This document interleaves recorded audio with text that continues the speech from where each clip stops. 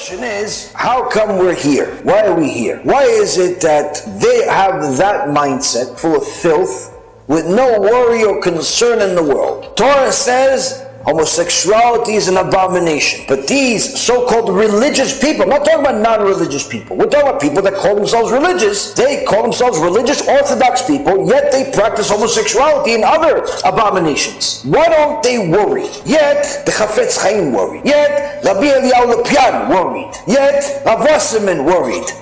Yet all of the greatest sages we ever had worried. But these people, not only they don't worry, they mock anyone that does. The history doesn't have to go back to the time of Noach to know what our sages think. One of the most critical lessons that we're able to learn in our lives is what happened just a little over 7 years ago at the time of the Holocaust. Not just what Hashem's wrath looks like, but also what love of Torah looks like before and after the Holocaust. The Chafetz Chaim, alav shalom, was a Ish Kodesh, a quiet man, didn't speak much because he knew the value of speech and how dangerous it can be. One time when he was already over 100 years old, he showed a person, he said, look at my teeth. He said, count how many teeth I have. He said, you see, I have every single tooth. Not a single cavity, not a single filling, not a single missing tooth. He says, you know why? Because this mouth never said anything forbidden. I wish we could all say the same. But this very same Chafetz Chaim, in the Sefer, in the book called Siberia, the personal testimony of Rabbeinu Gershom Klivansky, he says that he once heard the Chafetz Chaim make a public announcement. Anyone who sends their children to public schools with the Goyim in Russia, needless to say in America or anywhere else, anyone who sends their children to public schools with Goyim is likened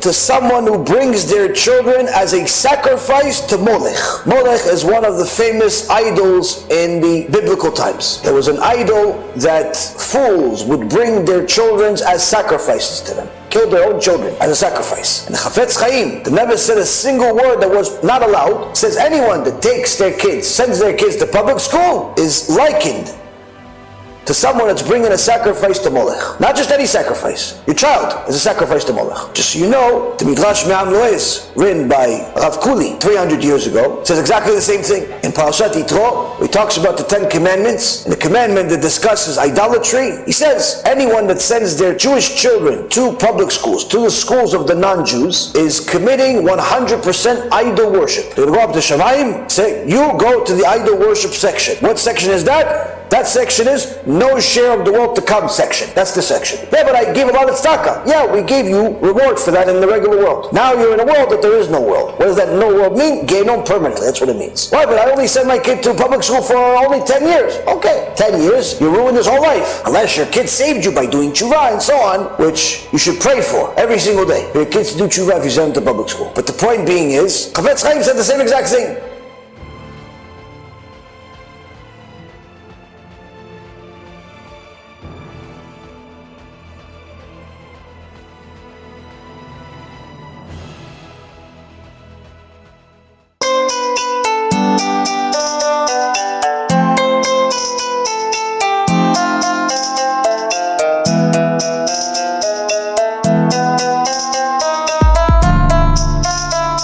Let me know what you think, and make sure to share it, because other people need to learn too.